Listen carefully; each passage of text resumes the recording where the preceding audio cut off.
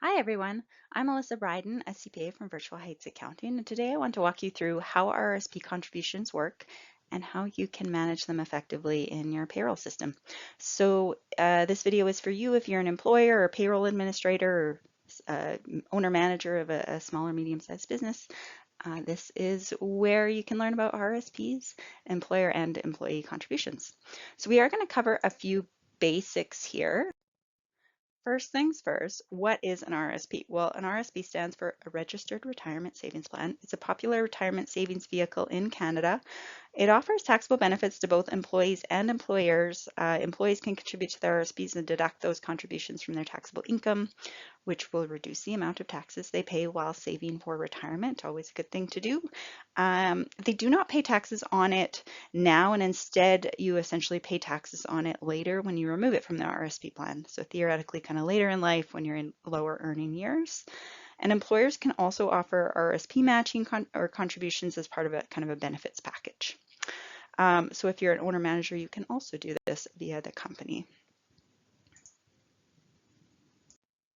So how much can be contributed? Well, an RSP's room is cumulative over a person's working life. So 18% of your earned income in the previous personal tax year is added to next year's RSP lifetime contribution limit, and any contributions decrease that lifetime limit kind of as I said, on kind of a cumulative basis. So if you do need to know either your own RSP limit or an employee is asking, hey, how do I find out what my limit is? You can actually check on your notice or on the individual can check on their notice of assessment for your last personal tax year. It shows the calculation. You can also check it at any time via the individual CRA My Account login, which is individual per person, and they can check.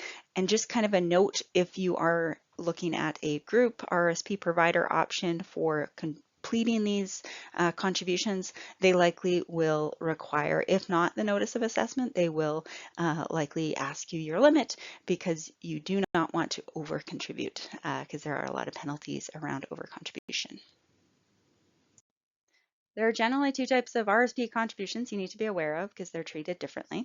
The employee contributions, these are taken after calculating net pay. So net pay is gross pay less taxes, employee EI, employee CPB, and any other deductions. So essentially you'd calculate their normal payroll, and then after that you take the amount that they want to contribute to their RSP.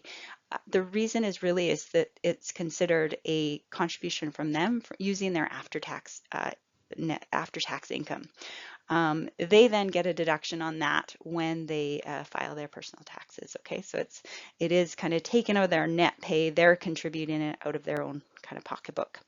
Employer contributions are a little bit different. These are paid to them and they're included as a taxable benefit. So they're going to be included in box 14 of the T4 and also box 40 which is the taxable benefit box. Those contributions are so kind of included on the T4 as taxable income, but the individual will be able to offset that because the RSP plan that they're contributing to will issue them an RSP slip to include on their personal taxes for that amount and then get the deduction when they file their personal taxes. Okay, so how to handle the RSP contributions in payroll. We're going to cover it using Wagepoint, and Wagepoint is implementing their new kind of layout. So things may look different if you are looking at this in 2025 because they're starting to roll out their new platform. But the basics are going to be the same. Ultimately, you add RSP as a deduction option to your company. So in Wagepoint, this is via the deductions tab. If there's not one preset for you in your own payroll software, just ensure you follow the CRA guidelines for setup of the RSP taxable benefit deduction for correct box numbers because there is specific options in there for which boxes you use and things like that.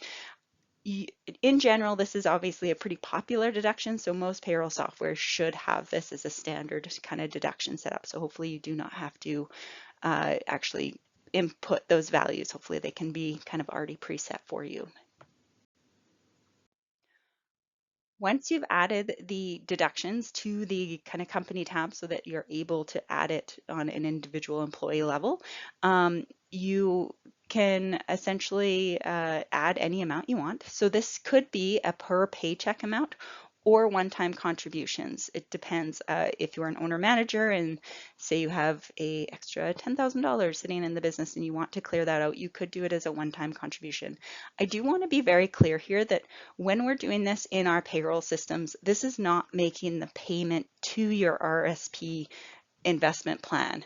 Wagepoint doesn't have those details and you can't add it. It's not for example, Wagepoint, it does not offer that service that they will actually then forward that money to your RSP investment plan provider or group plan, either individual or group. So you do need to set that up through either a group RSP provider to actually set those contributions up, or often you can do this usually through your bank as well. So you can talk to your bank and see what options are available to you. All we're doing and all we're going over here is what has to happen in your payroll software.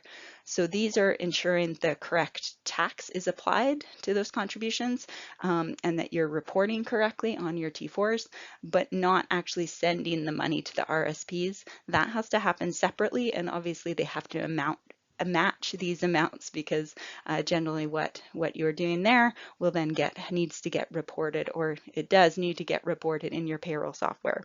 So you're going to have to make sure those amounts match. But that piece of it, the actual payment to the individual employees RSP or the group plan happens outside of Wagepoint, and you can talk to your bank or your group provider on how to do that. Okay, and as of what I am aware of, there are no payroll providers, no softwares that will do that for you. I have looked, I've talked to clients in the past about it. If you know of one though, please comment and share, because I'd love to know of it.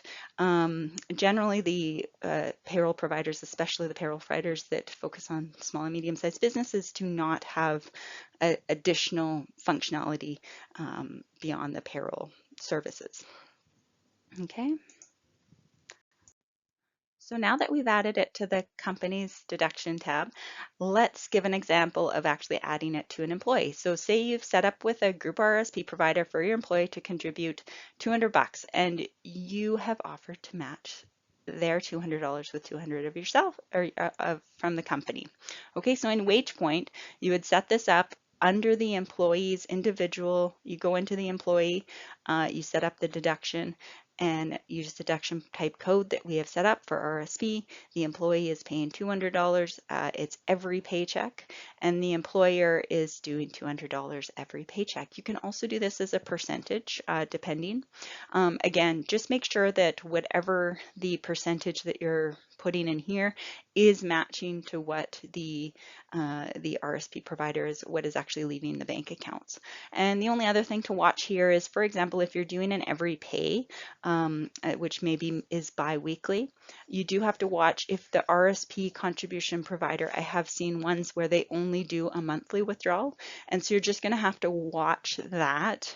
Generally speaking, if it will work every single month, except in the odd month where there maybe is three pay Fridays in a month, and in that month on the third Friday you'd have to essentially zero out the contributions, because then you would be deducting too much. So just kind of watch the timing of those payments and make sure it aligns with what your payroll provider is actually doing, or possibly if you can just make sure both align exactly. And if their schedule is biweekly, your payroll schedule, or if your payroll is biweekly, then hopefully you can do the contributions biweekly too, so that it can just match every time.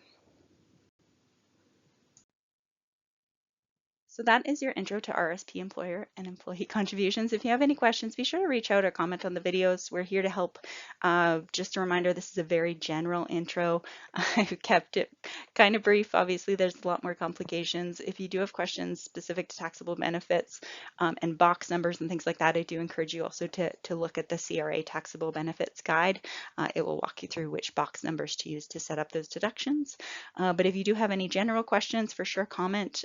We are happy to maybe create more videos with this kind of line in thought, or try to answer questions in future via that way. So just let us know. Let us know what you think of the video. Like, share. Thanks.